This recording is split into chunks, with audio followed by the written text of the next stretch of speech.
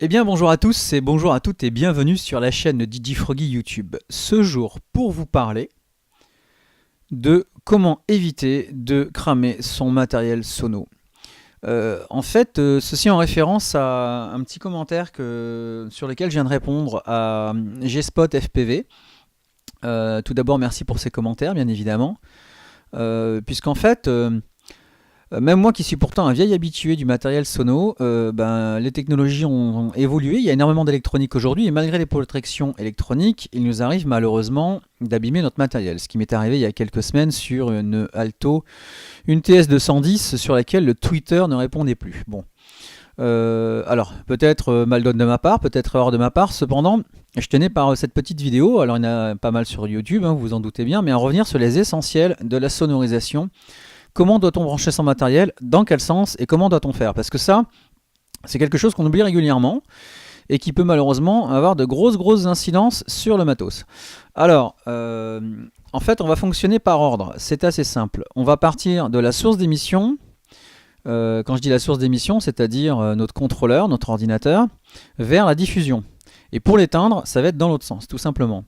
Donc ça veut dire quoi? Ça veut dire que par exemple, on allume toujours en premier notre ordinateur, le contrôleur, puis ensuite la table de mixage s'il y en a une, comme moi, donc une petite mixette, on va dire un mélangeur, et ensuite seulement les enceintes de sonorisation. Et tout cela, bien évidemment, avec les volumes au minimum. Parce que forcément, si vous démarrez avec un volume ordi au maxi, un contrôleur au maxi, que vous balancez ça dans la mixette et que vous balancez ça dans vos enceintes, eh ben, il n'est pas inévitable que vous ayez que vous clipiez l'enceinte. Donc là, si la protection fonctionne, tant mieux. Mais si la protection a mal fonctionné, eh ben, au revoir l'enceinte et bonjour la réparation. Donc ça, c'est assez important. Et bien évidemment, on va régler les volumes par ordre. C'est-à-dire, on va démarrer en effet de la partie contrôleur. On va aller chercher par exemple un plus 2 ou 3 décibels maximum. Pourquoi? Parce que déjà, lorsqu'on va utiliser des effets, je pense aux filtres ou autres, ou aux chambres d'écho, eh bien on a nos incidences qui vont être totalement différentes. C'est-à-dire que les crêtes vont être beaucoup plus fortes. On va avoir des niveaux beaucoup plus importants sur les vumètres. Donc bien évidemment, il faut en tenir compte au niveau du réglage de trim, notamment sur les tables de mixage ou sur les contrôleurs. Il faut en tenir compte. Donc on va régler tout ça sur quelque chose d'assez médium pour avoir un peu de jus derrière. Ensuite seulement on remonte au niveau du mélangeur ou de la mixette. Là, pareil, sur un écrêtage, on va dire à 0 dB, voire 2 dB maxi. Et après seulement, donc on commence à pousser les enceintes à la limite vraiment de l'écrêtage. Tout ça pour, si vous avez besoin de garder un peu de pêche dans la soirée de manière plus tardive, de pouvoir continuer à récupérer un petit peu d'incidence sur vos niveaux sonores et de monter un petit peu en décibels.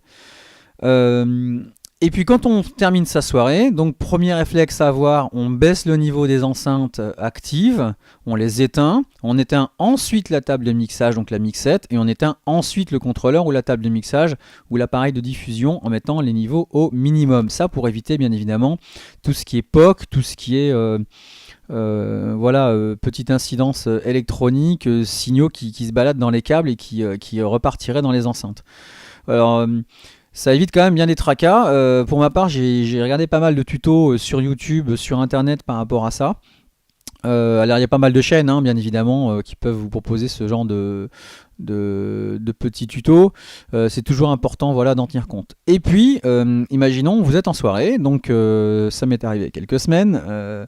La cuisine branche un camion réfrigéré derrière la salle des fêtes. Le courant s'arrête. Bim, plus de courant, la sono s'arrête. Là, votre premier réflexe, c'est de tout éteindre.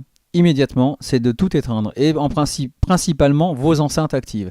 Vous mettez tout à zéro, vos volumes, vous les mettez à zéro, vos enceintes actives, vous les mettez à zéro. Pourquoi? Parce que si le courant revient de manière intempestive, et bien là, tout repart dans le système. Donc le son va repartir, ça va repartir dans les câbles, ça va repartir dans la mixette, ça va repartir dans les enceintes, mais de manière beaucoup trop forte et beaucoup trop saccadée. Et ça, c'est un risque aussi. Ça va trop vite, ça va trop fort. Donc le signal peut être dangereux aussi par rapport à vos enceintes. Donc voilà, si vous avez bien sûr des questions par rapport à ça, n'hésitez pas à me laisser un petit commentaire. Et si la vidéo vous a plu, un petit pouce bleu. Merci et à très bientôt.